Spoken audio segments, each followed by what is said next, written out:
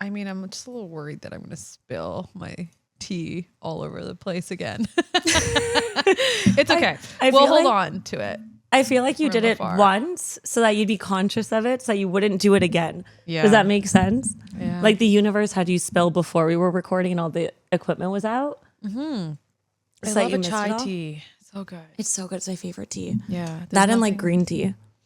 Still chai trumps. Chai and jasmine, I would say. Okay. Hello and welcome. Today we have Kiran, another one of my friends, joining me for some stories. I'm excited. Thanks for having me. Are you excited? Yeah. I picked out some stories. They're all over the place, but I feel like you'll appreciate them. I'm looking forward to this. Okay. Are you ready to be spooked out before bed? Honestly, I think it's because we're not watching something. It's not like a visual. I should be okay. Can you see in your brain? I don't know if I asked you that before.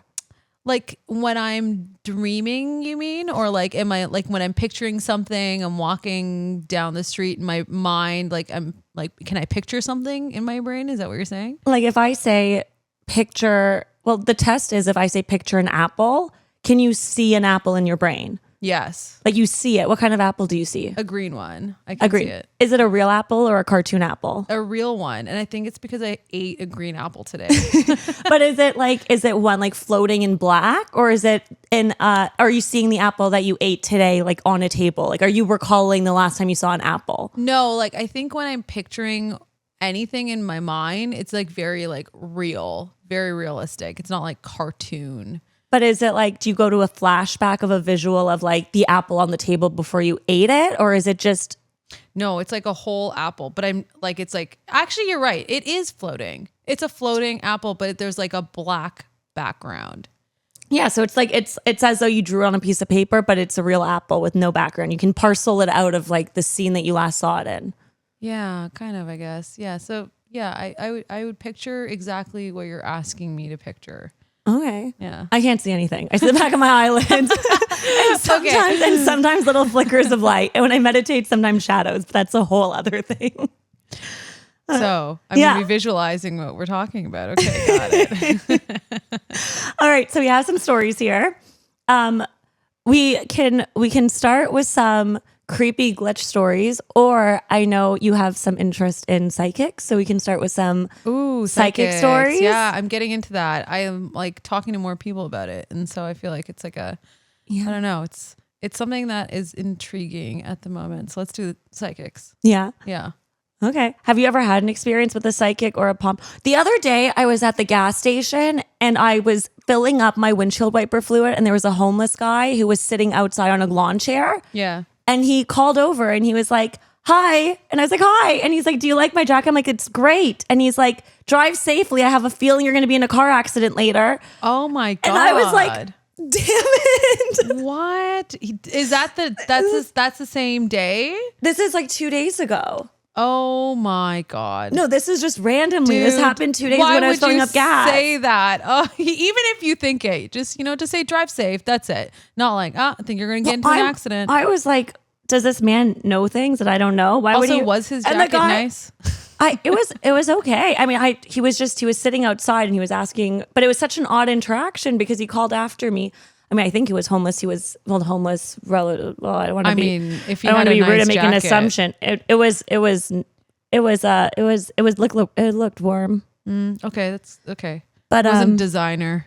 No, okay. He was just chilling on a lawn chair with a little sign. But it was I don't know. Somebody telling you that you're going to be in a bad car accident when you leave the gas station is a little unnerving. I was like, is that a psychic? Does he know shit? And the guy beside me was like, don't I think he's just listen some dude. Everybody else at the gas station was like, what just happened? When we're talking about psychics, have you gone to a psychic? Because I haven't. And I'm not talking about psychics that have those neon signs in front of the store that are free reading $5 or something. You know what I mean? Sometimes those people know what's up. Yeah. Sometimes they do. I mean, I am not. Sometimes, sometimes. Okay. Yeah, maybe they do. Maybe the neon sign. We should go to one of those and then go to like a proper, well, not a proper, like one that presents themselves as being somebody who can do a full like a long-term, I don't know, somebody who like does a full reading, and then we should compare the two experiences. I think we should psychic hop around and just map it out. Like, how many psychics could there be in Toronto? You know, I don't think it's like a lot of them do it online now. Like they do it. So I have been to a psychic, although she does not call herself a psychic. Mm-hmm. I think she calls herself a hypnotherapist. Oh, but she did a palm reading for me. Interesting. Okay. I've done hypnotherapy, but it's not like the trance that I think people think it is, right? Like you're not really asleep. No, you remember everything when you're in hypnosis. It's not. Yeah. You're just like, you're in like a meditative state almost. Almost. Yeah. I don't know if it worked for me. Maybe I wasn't like fully in the state that I should have been, but yeah, like I thought it would be like, I wouldn't know what happened and I'd like, he'd snap his fingers and I'd wake up. And there'd be like a recording of you doing all this shit. All this weird shit. Yeah, exactly. Like, this is what you told me. You're like, that's not me, man. No, exactly. I'm like, a little worried about this, but no, it was fine. It was it was soothing. Honestly, it was like taking a nap, but like being kind of awake for it. Yeah. Yeah. Yeah. I think I've told you this before, but I had a really weird experience after my car accident where I was up north at the cottage and it wasn't sleep paralysis because I've had that before where you can't move and shapes are moving in your room. I fully was awake. I was fully sitting up and there was a figure of a man at the foot of my bed. Mm-hmm. But like the reason I woke up is because the man started pushing my head into my pillow and like I could feel myself like being attacked. Oh my God. And then I got up and he was still there. And like no matter how I moved, he was still there. And I got really weirded out by it. And he didn't go away till like my phone, just a notification went off and like the light just kind of got rid of it. Like you snapped out of it almost, like something pulled you out of that. The scary part is I thought my hair clip fell out of my head, but then the next morning I was scared to go in the room. So Amanda, one of my other friends, was staying downstairs. We were in two separate rooms. So she came with me to make the bed and my hair clip was broken in half from like pressure. Oh my God. So it was super creepy. And so when I went to my therapist, I was like, I don't know. I know this sounds crazy, but I think I interacted with something. Mm-hmm. And she was like, go to Reiki. So I did. And then the Reiki lady refunded my money and told me to go get my palm read. Really? She did Reiki on me. And then she was like, I don't want to take your money because of like what I read. She's like, you're very nice. And like, I was told not to take your money, so I'm not taking it. And she sent me back my money on PayPal. And that creeped me the fuck out. Oh. Like I had already paid and then she refunded it. What kind of business is this? I don't know, but it definitely made me feel like something was following me. Yeah. And I called her. I was like, I'll do another hour of Reiki. Like, thanks for thinking she wanted the business. So maybe she did a one free session. And she's like, no, I'm going to refer you to somebody else because I want you to know that I was genuine about not taking money from you. Nice. I mean, that's creeped really me the sweet fuck of her, out. But yeah. Well, hopefully, I guess, how did that end? Did you go to the palm reader? Yeah, I went and we did like a 2-hour session and she knew so many details about my life. It was insane. Like down to, I need to try this. It was creepy. Like I barely spoke. I'm a non-believer right now. You know? I made everything. So the first lady who refunded my money told me that somebody protected me during my car accident, that I have a family member who in a past life was actually my mother. But in this life wasn't around to be my mother. So my mom is my mother and we chose my mom. But that person protected me. And like that was very specific and odd. Wild. And then the second one just knew. So she knew specifics about my last relationship. She knew specifics about my family, like medical history. She knew like specific concerns. And I had, for like 2 weeks before I called her, privated everything. Yeah, I was just going to ask. I made sure I was off the internet. Yeah. I made sure that everything was super private, that there was because the one before I was like, maybe somehow she made a connection to something. Yeah. But yeah, anyway, so we'll get started here. Now that we've done a whole intro. Right, the stories. Yeah. Should I like have my eyes open for this. You can. We're going to start with this one because it kind of taps into what you were saying before. Okay. This story is called Went to a Psychic Medium for a Laugh, Did Anything But. It's 8 years old. It's from r/paranormal. Where? Like online? Yeah. Oh, okay. Just Reddit stories that people post about their experiences, asking like other people. Oh, very cool. Yeah. Okay. Yeah. Let's get into it. So the story goes, or the post goes, I guess I do have faith and belief in these things, but honestly, I've never thought of mediums as real. Like, they are great at cold readings, right? Anywho, went to one last night with some friends as a night out, and I feel like I have to share what happened and see if anybody has any input. Before I even sit down in the booth with the lady doing my reading, she said, "Your dad has passed, right?" He has, and I am not at the age where generally people would make that assumption that a parent of mine is deceased. He died when I was in my late teens. She goes on to recall certain things, like the fact that it was a short illness that could have been diagnosed sooner, that he wanted me to know that he was happy it happened that way, that he didn't want prolonging treatment to cause suffering. She mentioned that I had his bag, and he was happy about that. I do, but it was not with me in the room. She mentions a pianist referring to my grandfather and then goes back to my father talking about his last moments in eerie detail, like talking about who was in the room and who had just missed him passing and how his mom collected him from the hospital. She mentioned me changing my hair a lot, which was a running joke between us. Talked about trips that we would do, stressing to remember the good times. She even mentioned some details that I was unsure of but have since confirmed. For example, who was in the room when he passed. She then talked about my grandmother who passed away even more recently. Said I was a good person, which is pretty much verbatim what my grandmother used to say to me every time we talked. And that I was wearing her necklace, which I was, but I had my coat buttoned up so the medium could not see this. The final thing that really freaked me out is that she told me that my dad has a child where he is. A small baby. She asks me if my mom had a miscarriage or an abortion because my dad says that it's his baby that he's with. I told her no and that it's probably a mistake. Maybe it's my sister's baby. She reiterates, no, he, as in my dad, says that this is his child. I give up, chalking it all up to nonsense, but I decided to check, so I called my mom today and she started crying. Apparently, early on, her and my dad had an abortion that they never told anybody about.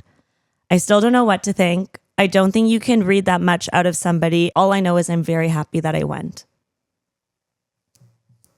Wow. That's heavy. Yeah. That is a lot. Yeah. Very detailed. Also, very personal. This is just a random, they went in for a night out just for fun. You were just get saying. Goosebumps. Yeah. Like, yeah. I need to try this. that poor girl. Like, imagine you're just like having a night out, hoping that it's just going to be like jokes for shits and gigs. And then it turns into like this serious thing. Yeah. But also how comforting, even like for them to have that kind of full circle moment of like they're together and like to have somebody know that and to have somebody know so many details and talk about how they didn't want to prolong treatment. Like that is a crazy thing as a kid or a mother to hear on the receiving end, somebody know all that and then also give you clarification on how the soul feels now that everything is past. Yeah. And I guess, like so for non-believers, like that would be quite a lot to process, to think that and it could be comforting, right? Yeah. But it could also bring up like so many other questions and thoughts in someone's mind, about the afterlife. Like, oh, I guess, there is somewhere that people go. And I'm glad to hear that like she was able to kind of like learn more about where her father is. But it's also really just like, I don't know. I can't even wrap my head around like how it would one be to lose a parent, right? And then to not have them around and then know that they are somewhere at least. Yeah. Right? But also like full circle that they're together. Like that's also like another part of it. Like imagine like knowing the fact that he said his mother came and collected him from the hospital, and that's how he like was pulled into the spirit world, that somebody came and collected him. That's so, there's so many common themes that you read when you start going down the rabbit hole. And I also feel like, you know, what you were just saying, that leads to more questions. And I feel like that's kind of how the rabbit hole starts with everyone. Yeah. They have an experience or two and it kind of suspends their belief for a hot moment. And then they have another experience and then all of a sudden it starts moving more down the rabbit hole in a sense. You know what? I had an uncle pass away. And I was talking to my cousins about, so their father, their, you know, last moments with him in the hospital. And one thing I remember my cousin telling me was how his dad, you know, just before he passed, he was like, I'm not, you know, I don't feel scared. Like I can feel my dad here, like your grandfather, I can like feel him, but like it makes you wonder, right? Like it are these people that have passed still around and close by and just waiting, I guess, for you to cross over. I did hear a theory once that resonated with me, and that was that there's almost, before you're born and you kind of choose your life, that there's a certain time, like a certain pocket of time that you know you're going to move on, that you have a certain amount of time to do all the things that you're meant to do. And sometimes you choose a short life, sometimes a long life, but actually when that pocket of time comes, that's actually, you know, it's your time on a subconscious, like you just know on a subconscious level that you knew that you were going to pass. And so there's almost a level of comfort. And then if it's not your time, you're forced to come back. And like, those are all the NDEs where people are like, it's not your time, go back. But when it's actually your time, that a lot of people feel a lot of calmness because they were expecting it on some underlying level, which is so interesting to think about. That's so similar to, like, I'm thinking about my husband's grandparents who both passed away in the same week. That is crazy. Yeah, it's crazy. You know what? And I think when you're ready, ready, crazy. Yeah, and his that grandma, makes me think that they were real soulmates that like knew that they were coming into the light, like they were gonna have life together, and like they knew that they were gonna exit. Yeah, and same time. Everyone thought his granddad would pass away. Eventually, he had cancer, and they thought he would like pass away first. His grandma had I think she had a knee or hip replacement. I can't remember, but she had some like major surgery, and then obviously complications, and then she ended up passing away first. Oy. And that same week, he was just like, I'm ready. He said, like, I'm ready to go, right? Yeah. She's gone and there's nothing kind of like keeping me around. And he passed away the same week. It was really hard, obviously, for the family to have them both be gone so soon. It's also crazy that like you're able to consciously kind of like do that in a sense, that you're able to kind of be like, I'm ready, like, I know that this is kind of my window and I'm ready, and my body, I'm no longer going to keep it moving. Yeah. Your body is just like, yep.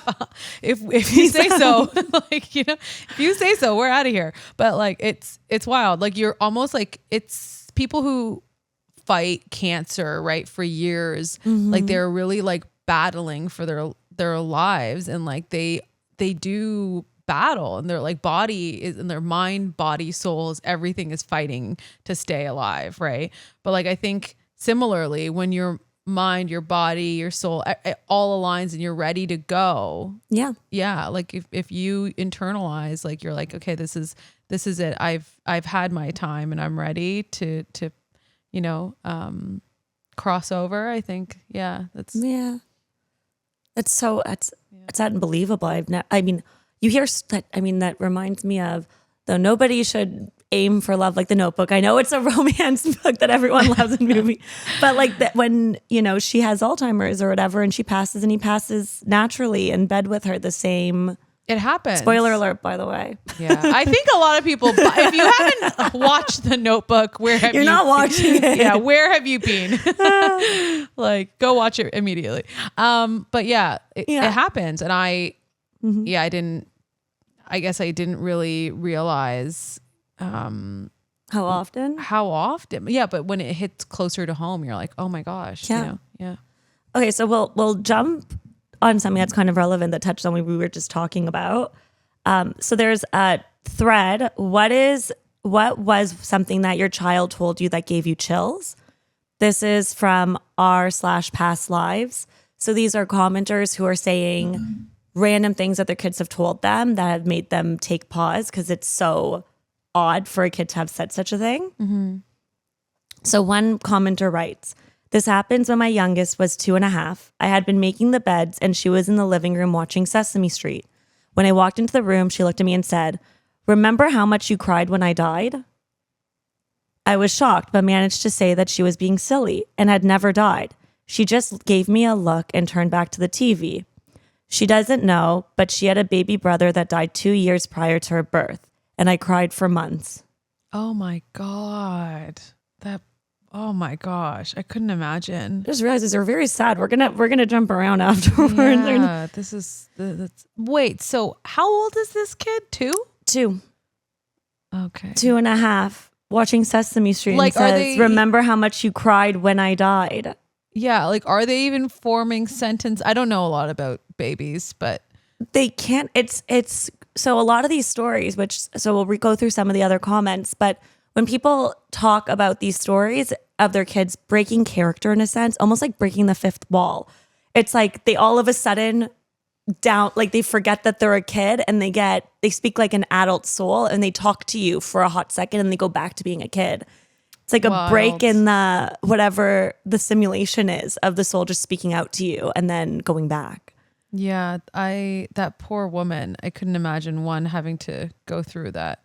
Also hearing loss that and then hearing that from your, but maybe it's kind of nice because that soul full circle has returned and is now her child. Maybe that right? soul was supposed to go through that, and maybe that was she was supposed to go through the loss and then and have the same soul back, and the soul Yeah. still chose. So here's another one. Another commenter writes, "My son during his toddler years was obsessed with and scared of fire. He used to have bad nightmares to the point where he would scream and cry. I would be next to him trying to comfort him and gently wake him up, but he wouldn't technically waken. He would lie there with his eyes closed, screaming screams that weren't normal. This happened until he was about 5 years old. So back to when he was around 3, I laid him down in bed one night and he woke up about 3 a.m. and he was screaming. But this scream was unlike any sound I had ever heard him make before. It scared the living crap out of me. I ran to his room as fast as I could. When I opened his bedroom door and looked in his bed, he was lying there with his eyes closed, thrashing back and forth and yelling, screaming and panicking at the top of his lungs. I thought he somehow got hurt and that's why he was screaming. It freaked me out. I went next to his bed and I was calling his name and he was just yelling, 'Ah, fire, fire, there's fire on my face.' Fast forward to when he's 5 years old and we were playing with his toys in his room. My son suddenly stops playing and looks at me so sad and says, 'You know, I died in a fire when I was a kid, but I look different.' He explained to me very matter-of-factly that he was in a really large building as a kid and he was tired of working all the time and that the adults he worked with were really mean to him. Last thing he said was that there was a fire and a really nice lady was with him. He said he missed her because she was the only one who was nice to him where he worked, and that when the fire happened, they couldn't get outside, so she wrapped her arms around him to protect her, and they both died.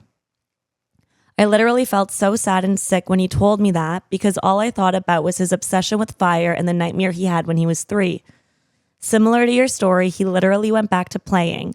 I tried asking him more questions, but he just stopped answering me." Wow, that's heartbreaking. Someone commented here on this last comment and wrote, "I hope the nice lady came back to him in this life in some way." And the commenter that wrote the original comment about the fire responds, "You know, it's funny that you say that because he really thinks it's his grandma, my husband's mom. They have always had a special bond, and he told me that when he was small, she felt like the nice lady who protected him in the fire." I never told my mother-in-law this. She doesn't believe in this stuff. But ironically, she has always told me that she feels some special kind of bond and connection to him. That's really sweet. I mean, at least like the past life seems like very tragic, obviously. But the fact that both souls are in the same family, in the same place, is really heartwarming. Yeah.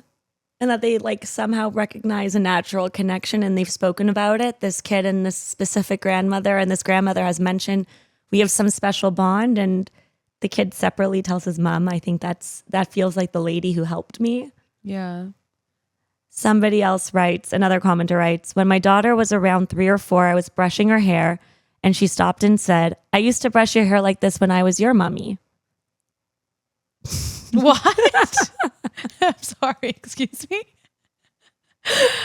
When my daughter was 3 or 4, I was brushing her hair and she stopped and said, I used to brush your hair like this when I was your mummy. I mean, I think I could picture a kid saying that. I don't know. Like I think that's just something like a kid would say. I don't think that's detailed enough for me to be like, wait a second, you know? We had to throw a funny one in there, okay? We had to break up the emotions. Yeah, the last one was quite emotional. So, I think this one does not qualify. Another commenter writes, when my son was just starting to really talk, we were giving him a bath, and at the end, we put a pull-up on him for bed, and he laughed and said, I remember doing this for my grandkids. My husband and I just looked at each other and laughed and played along, asking him how many grandkids he had. Our son said 13. Oh my God. Which is kind of weird because we had only taught him to count to 10.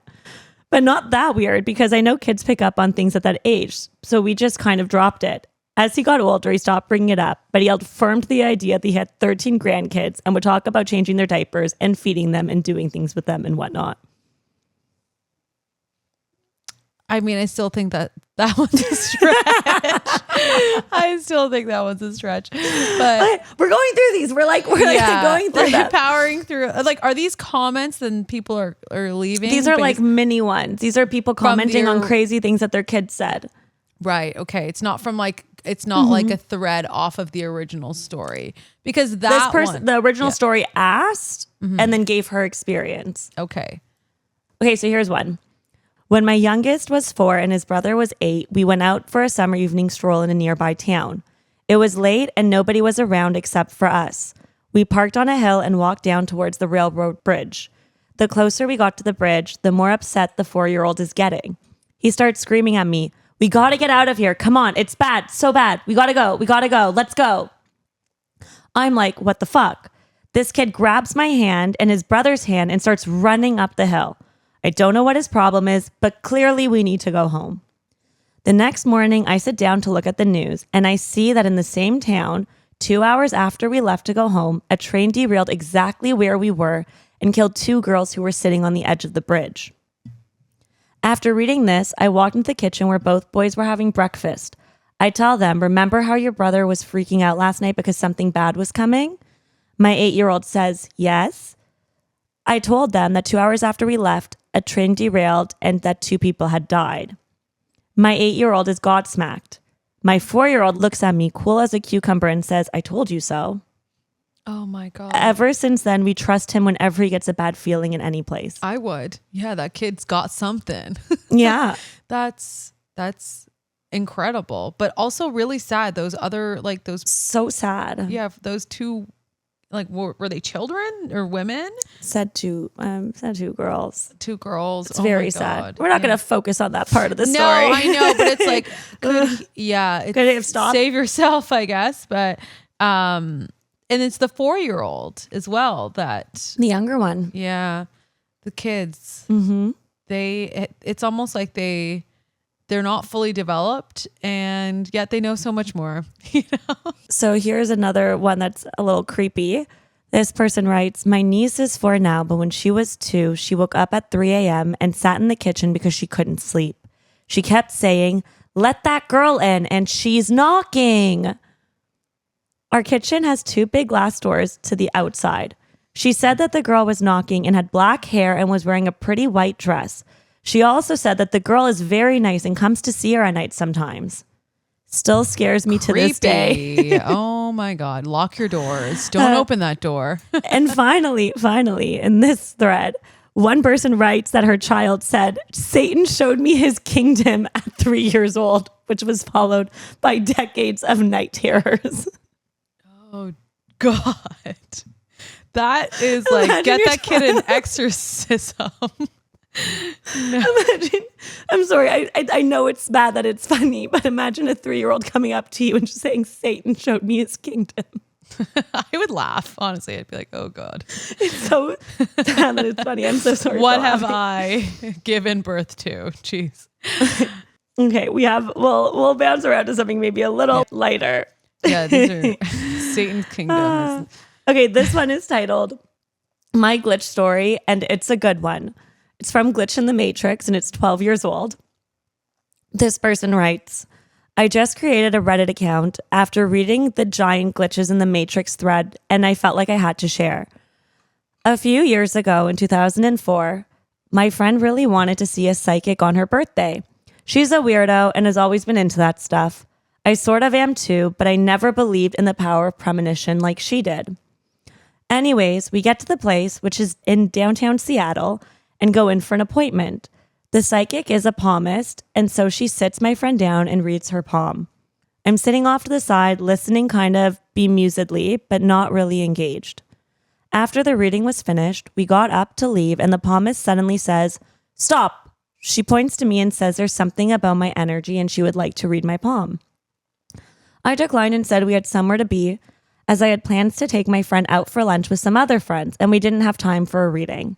The palmist seemed disappointed and said, I'll tell you what, I'll do you one better. She asked for a slice of paper, not a piece, mind you, but a slice. So my friend tore a corner off of some notebook of paper. The palmist wrote something down on the paper, folded it up, and told me not to open it until the night I knew I'd found the woman I was going to marry. I said whatever and threw it in a drawer in my computer desk at the end of the night. Fast forward to 2012. Last year I proposed to a girl and she said yes. We're getting married in the fall and would have been married sooner, but her mother has just passed away after long-time cancer complications. A few nights after the proposal, I had dinner with the friend that I went to the palmist with, and she said, remember the note the palmist had left for you? I had completely forgotten about the note. So giggling to ourselves, we went back to my place and met up with my fiance. I opened the drawer and dug around trying to find the slip of paper. When I unfolded it, all 3 of our drawers dropped. It read, remember, no peeking. Moira S. 11/12/2004. My fiance's name is Moira S. I still don't know how she did it. Oh my God. That's wild. Honestly, if she puts out the contact details of this palmist, everyone who's single is going to go running. A couple of weekends later, we went back to the palmist and told her the story. She sat there listening with a shit-eating grin and said that she didn't know at the time what the connection was, but that she kept hearing that name in her head. It was only after, as we were leaving, that she realized that the message was for me and not my friend. My future wife and I sat down for a reading. The palmist said that we would have a long, fruitful marriage. We're going to invite her to our wedding under the condition that she never makes another prediction for either of us. I also still have that slice of paper. I figure I'll frame it and tell the story to our kids, should we ever have any. That's adorable. I love that. Yes, please frame it. That's awesome. Oh my God. I need to go to a palmist. I mean, that is rare. Not necessarily, I say rare, but I don't know if it actually is rare to write down the name of the person you're going to marry. Yeah. And that's how many years prior to? 2004. And he got engaged in 2012. Wild. Oh my God. I'm surprised. I guess a part of her asking for a slice and not a piece was that it would end up in the drawer and wouldn't get thrown out with like papers. Yeah. Because it was like a little crumpled up piece of paper that he threw into his desk. Why couldn't he? Okay, he couldn't look at it because it would spoil. She was saying, the don't. future.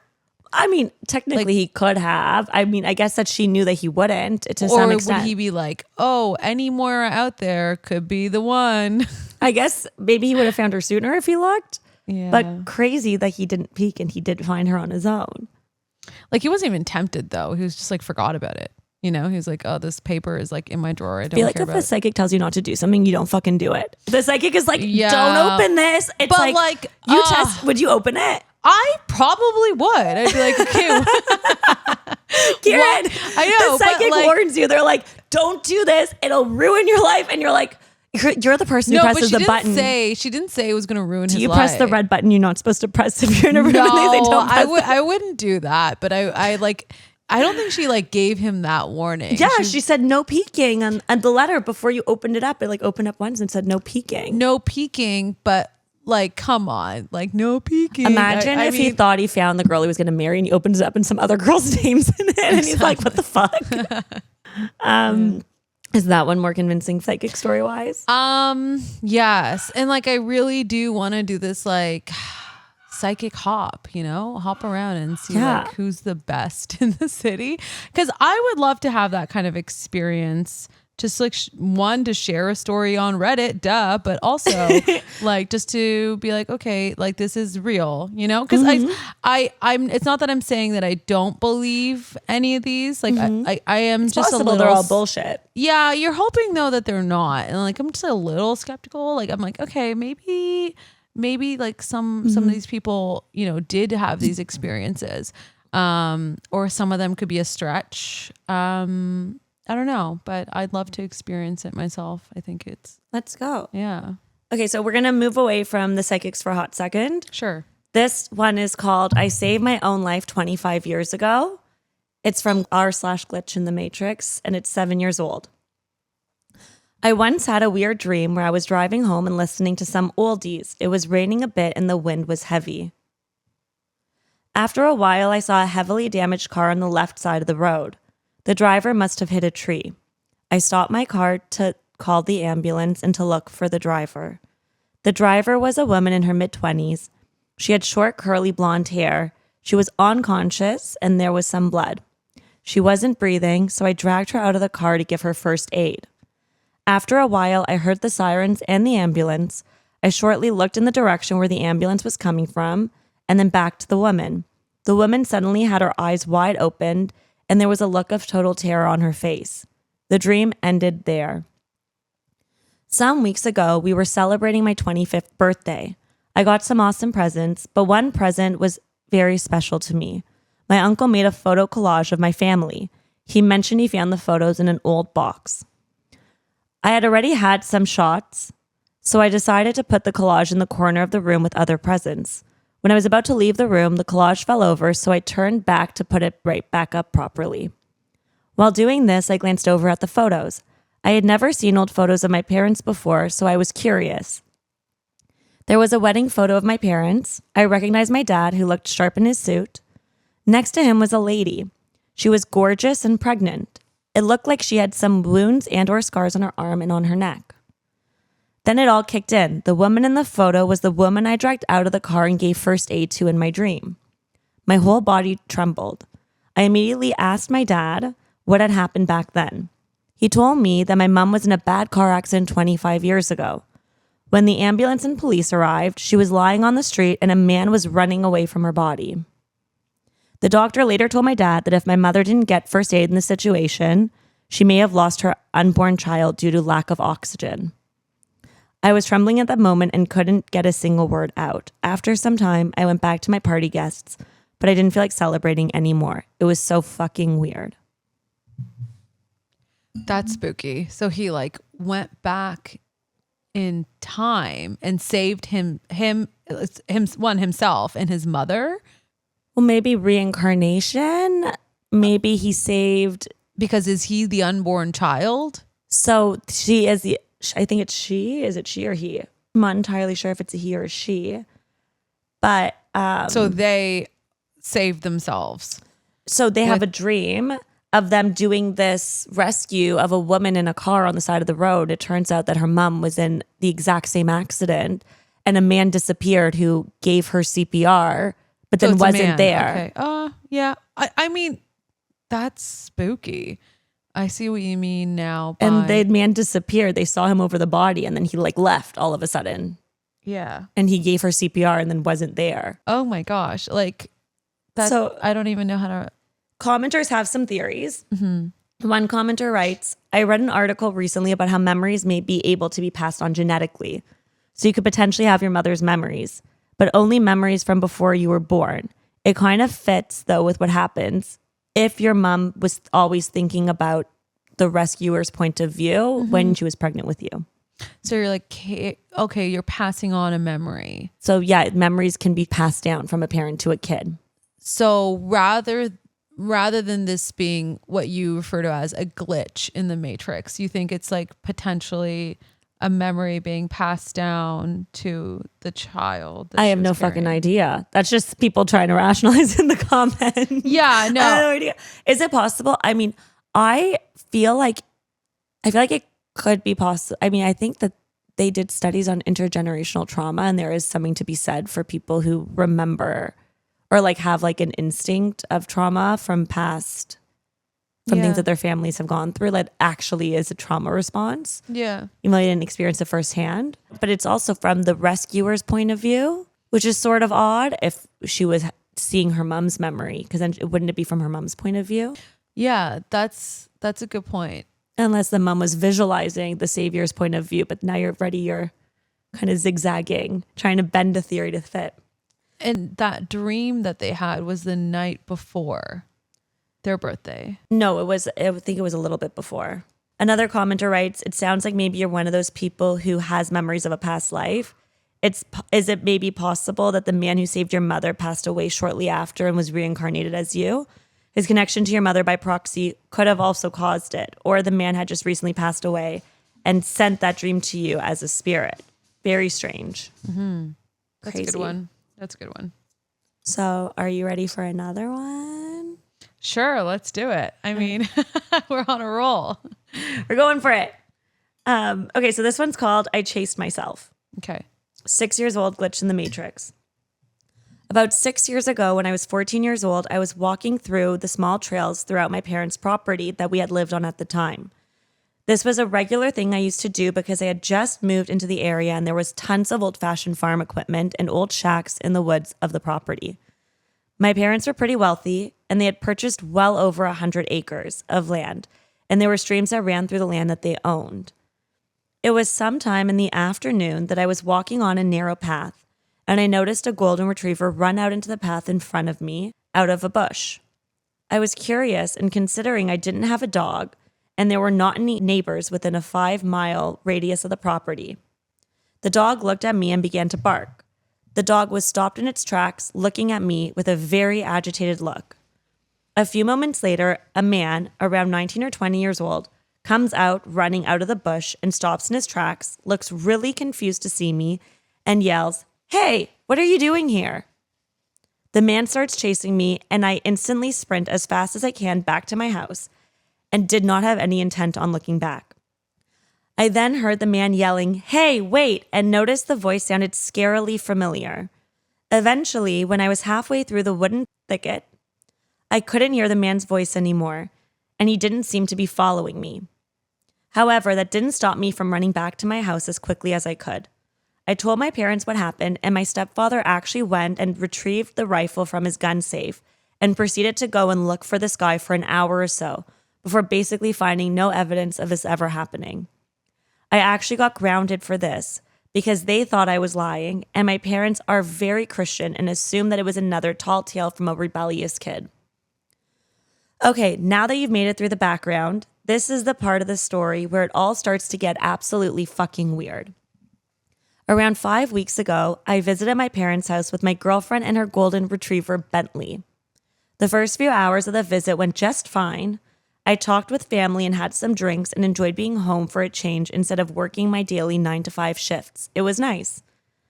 I stepped out to let the dog out and to smoke a cigarette, And for no reason whatsoever, Bentley decides to dash into the woods at full speed.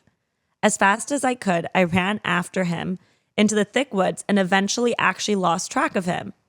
It wasn't until about 5 minutes later, where I was walking into the woods, that I heard him barking at something. I quickly ran to the sound and found him no more than 15 feet away from a boy playing in the woods. I looked at the kid, confused, and said, "Hey, what are you doing here?" I started to walk towards him, and the kid booked it as fast as he could and ran through a thicket of bush and literally completely vanished. I never experienced something like that, and in the moment, I actually had no idea, but later I realized that the kid was wearing the exact same clothes I used to wear as a 14-year-old. I've told my girlfriend about this, and she thinks I'm fucking batshit crazy, but it actually happened and I can't explain it. Anyways, that's the story about how I chased myself. If anyone has had a similar experience, please tell me, because I can't believe that I'm the only one. I'm trying to think of like mentally what this feels like when you have a memory that's so real, almost like deja vu, you know, and like you feel deja vu. It's like, what on earth are you feeling in that moment when you realize I've chased myself? Crazy. There's there's this idea that time isn't linear, that time kind of, is it that it folds on top of itself? I'm not sure exactly how the theory works, but almost like the veil slips for a minute and the past and the future that aren't supposed to see each other in a physical space all of a sudden do, like momentarily. What does that do to the world around it? But anyways. Oh, I don't know, but it's crazy to think about. Yeah. Imagine realizing that you saw yourself and you're completing.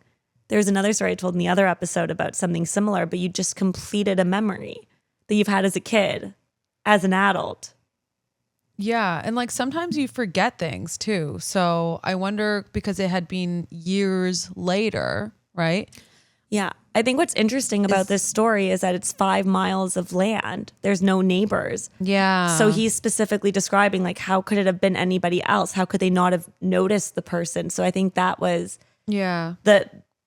the sort of thing that makes the story unique, and that if that is true and the neighbors are 5 miles away, then who was on the property then? Who did he see? And why would he bother having the memory at like the right age? All of a sudden he sees the flip side of it. Yeah.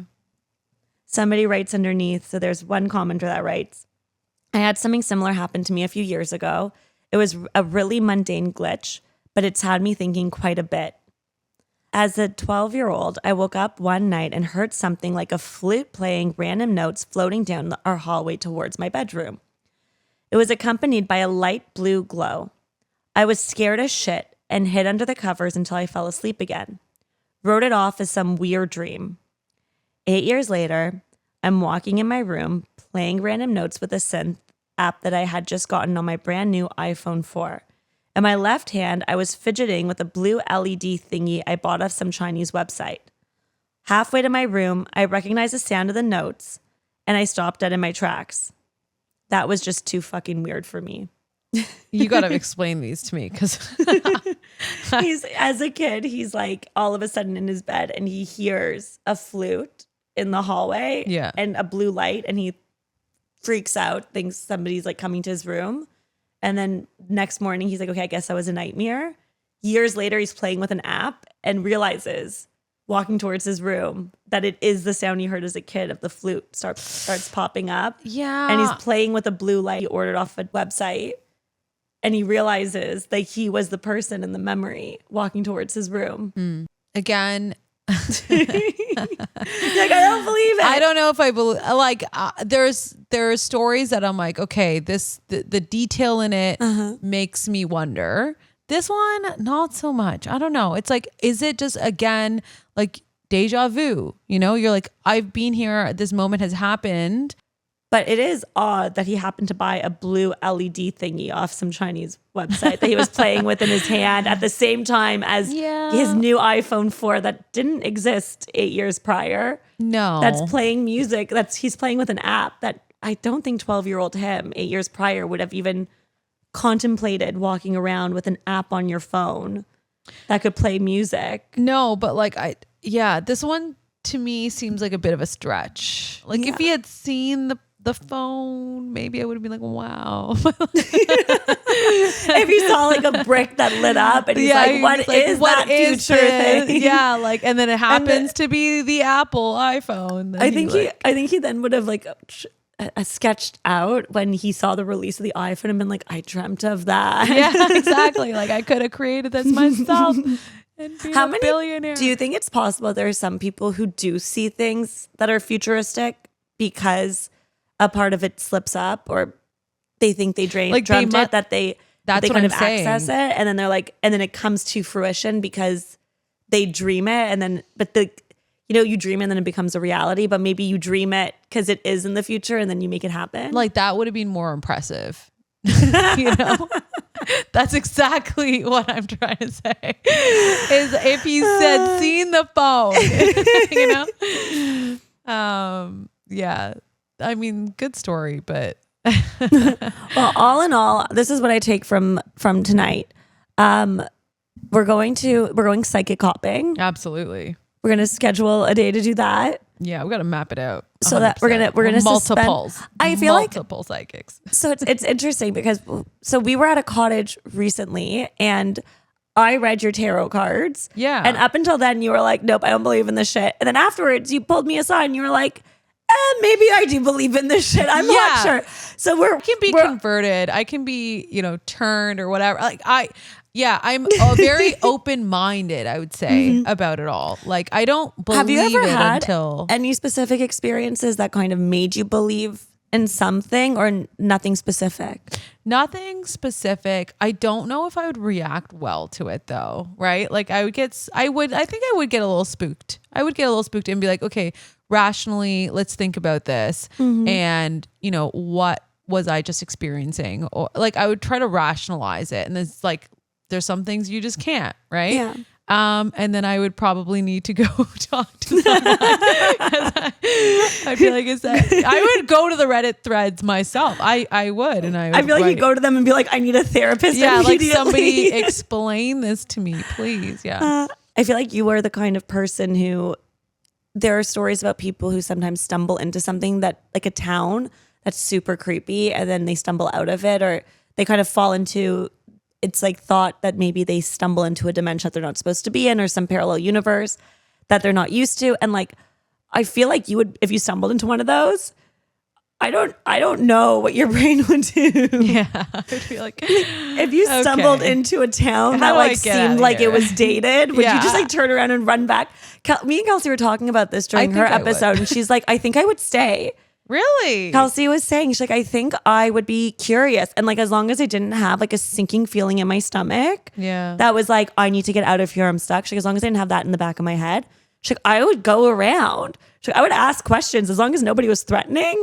No, I live in the comfort of, knowing things are where they're supposed to be, and everything is, I wouldn't, that wouldn't sit well with me. I would leave. You'd run away. I would be like, okay, how do I get out of here? Like I need to go back to like, my normal life.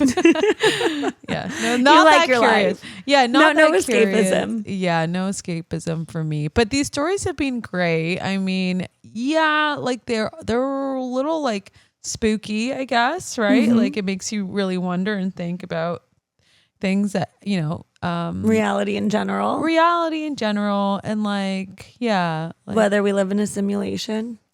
And just initially when we're talking about like the afterlife and things like that, it's not things you think about all the time, right? Like it's like you think about it. Like I think a lot of people think about it, but we're not like fixated on it. And like maybe unless you have an experience like one of these individuals, right? Like that makes you really wonder and dive deeper into these topics. I also think though that some people are more open to things like this on a subconscious level, and some people are more closed to it because they're not supposed to be open to it.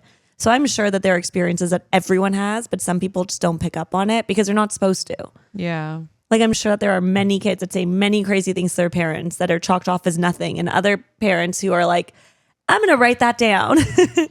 Who are like, there's probably so many parents like myself that would have been like, okay, we're going to ignore that comment. Yeah. Do your parents believe in reincarnation? Yeah. Cause I'm Indian, right? And yeah, there's a lot of that in the culture and the religion. And so would your parents potentially write it down, or they'd be like, oh, another story from a past life? They would think about it and like talk about it, I think. Share the story. Like they've shared like other stories with me like growing up, but like again, they talk about it like it happened, you know, back in India. We saw this or we experienced this, and it's like when we moved to Canada, none of that happened, right? I wonder if people are more open to it, so the energy in the room allows for that to kind of manifest, because if it's normalized to a certain extent, then it's talked about more, then are exposed to it more than they would be somewhere like Canada where we are, because also, like India is a very old country, right? Oh, like, there's a lot of history, so much history, and like if you're spiritual, then like I'm thinking like ancient stuff probably appears. Like, I mean, they say that in some of these oldest, souls, or there's more souls, there's older souls. I don't even know. People talk about the pyramids all the time. I would love to go visit the pyramids. Yeah. But people say inside, if you meditate in the pyramids, that like it's supercharged meditation. Like it is crazy when you're in that area. If you like try to kind of, you know, move your energy around, that it's almost like a magnet for your energy. I can see that being a thing. Yeah. And like people have shared stories with me about, you know, having outside of this world experiences. Oh, like astral projection, or no, it's more like this one friend of a friend, actually. I was at a party and he brought up coming across a man. He was driving down a road and he looked like he was about to hit somebody, right? This man, you know, stood right in front of the car, like shocked. And then he gets out of his car to see if this person's okay, and he's not there. So you know? Crazy. So yeah, I mean. And I wonder if part of that could also be a time slip that we were just talking about, where like you kind of see things that are in the future in the past. Like maybe there's a slip and you see a person standing there and they see you, but you're not physically in each other's dimension. Well, the crazy part about this story is, you know, he spoke about this with other people in the town that he was in, and basically a number of people have had the same experience as him. So it's just this like, I don't know, I guess it's like a lost soul of somebody who's like trying to cross a road. And do they describe the same? Yeah. So I wonder if something really traumatic happened. So like the veil the veil dropped. Did get hit by a car. Oh, there was a man that got hit there. Yeah, there was a man who got hit there, and you know, people say that they see him, and so yeah. I feel like energy, like traumatic events, I feel like they do stick in places. It's maybe someone's not ready to go is all, right? Like he's not doing anything. He's just like there and like reliving that experience until I guess he's maybe ready to move on. If it is a simulation, I wonder if like the code fried there for some reason, because like it wasn't executed properly. So now there's like, you know how sometimes there's like a glitch in a video game? Yeah. And I know that's where glitch in the Matrix comes from, but like I'm thinking about when you used to play a video game and you just like knew that in this one place on this one level, like something wouldn't work properly. Yeah. And I wonder if like it's just like, oh, this like one place, there's like a creep in of like this one thing that happened, that there was a lot of energy around.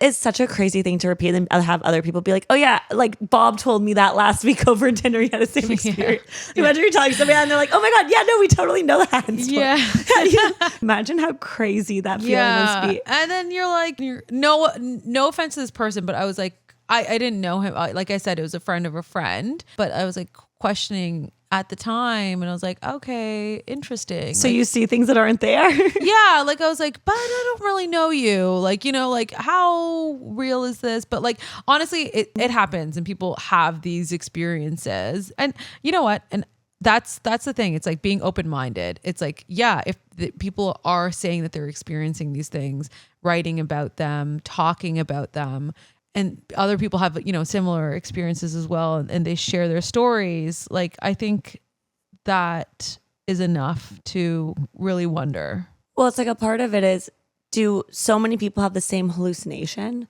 Like, for example, when people do certain drugs, they see the same things. Yeah. So like there are old images of people seeing, I forget what it's called, but there's an eye that people see when they're doing LSD or ayahuasca. And that eye almost reminds me of the evil eye, like in different cultures. And then also, like you'll see old images from halfway across the world in two different cultures talking about the eye, and also art that describes this eye. And then you'll have two isolated people who do LSD who've never met each other, who don't actually look into it beforehand, and they describe in great detail a similar thing. And you're like, I don't know, like what are the chances that they all just see the same thing?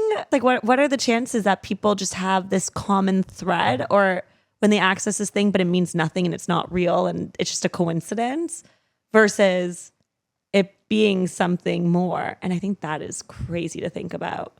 Yeah, I mean, it's also like so say if it's a reaction to a drug, like we're all of the same species, right? Like we're all so why would you think of an eye? Biological makeup. I don't know. I'm just trying to think of like, maybe there's similarities in people. So maybe it's just like a common thing that we would see. I don't know. There's also a half, what is it called again? The guy that's like, you know what I'm talking about? He's in The Witch in the Wardrobe or whatever that movie is or book is. Is it Centaur? Yes, those. Yes, yeah. Apparently a lot of people who do drugs back in the day would describe those. And people who do drugs now, they're like, why would we happen to see them? And it's not like forward then backwards where you're like, oh, I read up about the drug and then I see the thing. It's like, I see the thing and then I'm like, does anybody else see this? And then you go down the rabbit hole and you're like, oh no, everyone sees this. So right before we go, just something that really sketched me out is my meditation videos, the tapes that I have been trying to consistently do. People do tend to see things. They do get flashes of things. But what is really crazy is sometimes people post on Reddit being like, this is the best image to describe what I see. And so many people see the same thing that comment underneath. Mm-hmm. And you can go through and people report seeing it during the meditations. And one of the things is a hospital room or an operation room. And that sketches me out so much that so many people see that. And we're not talking about drugs when meditating. We're just talking straight meditation. Yeah. There's like very specific visuals that people get when they're in like deep meditation, no drugs involved. And people see the same thing. I mean, like, how do people sit still for this meditative state? I can't even meditate for 2 minutes, you know? I'll give you the tapes. Try them. Yeah. I wonder how many times they would, how long it takes them to get to that point and how many times they'd have to meditate to really be able to see something like that. But also like, how many times do they see it? So like my first stage of these tapes, when I was doing them, I started seeing what I thought were stars above my bed, but like it was almost like I could see through my ceiling and I could see the stars. And if I moved my head, the stars stayed as though I was outside. Mm-hmm. And then I would see like little purple clouds, kind of like indigo clouds, like a specific kind of purple. And after a few times, I was like, am I the only one who sees this? And I looked it up and it's totally common. And recently I've started seeing tunnels and very specific tunnels that almost look like subway tunnels. And this is as somebody who can't see in my brain. So when I do see things, I know that they're like somewhat genuine.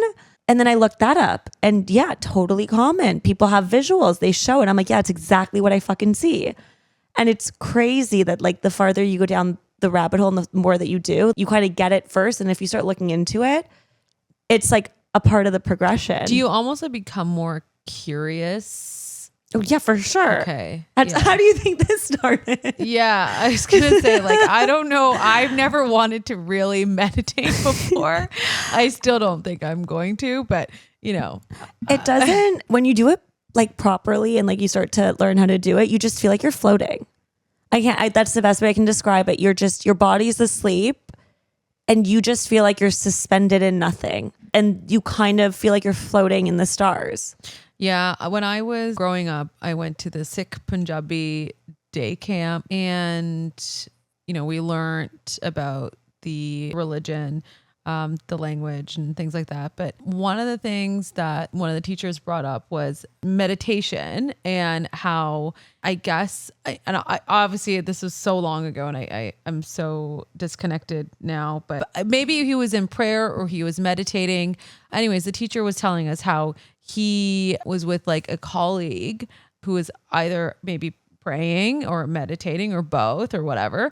And he actually saw him float. Oh yeah. Yeah. That's so because you cool. were talking about how you Astral projecting. feel like you're floating, right? I have a friend who I was talking to once. So I was at actually Kelsey's birthday cottage weekend, and I was chatting with a friend about meditation. We were chatting about meditation, whatnot, and I had mentioned that I had watched a podcast from this guy who basically was the first person in his Project Stargate, and one of my friend's husbands piped in, and he was like, "What are we talking about?" And I was like, "You're gonna think I'm kind of crazy, like astral projection." He's like, "Oh, I accidentally did that once." And I was like, "What?" And he's like, "Yeah, I was at a breathwork class with another friend's husband. We were just doing breath work and then we were meditating." He's like, "And I can't explain it. I zipped out of my body. Saw everyone sitting there. I was sitting there. Everyone was there. And I went up and I floated into like just above." He's like, "And I actually went to Japan and visited my..." Okay. So like his wife is from... save on your his flights, wife's from everybody. there. So he's like, "I actually went and like saw places that she told me about." But he was like, "Yeah, I believe it because I'm pretty sure I accidentally did it once." He's like, "And I would love to do it again and learn how to control it. Just haven't." I mean, if you've gone that far, okay, here's the thing. When I hear stuff like that, I'm like, okay, if you actually did that, wouldn't you be like, damn, this is incredible. I have a gift and like I think really it creeps people out sometimes. Yeah. Okay. Some people, if like they don't do it slow, there's like people are scared of entities taking over their body. I mean, that is what, was it Insidious, that movie that people... Okay, this is getting too dark for me. But what I'm trying to say is...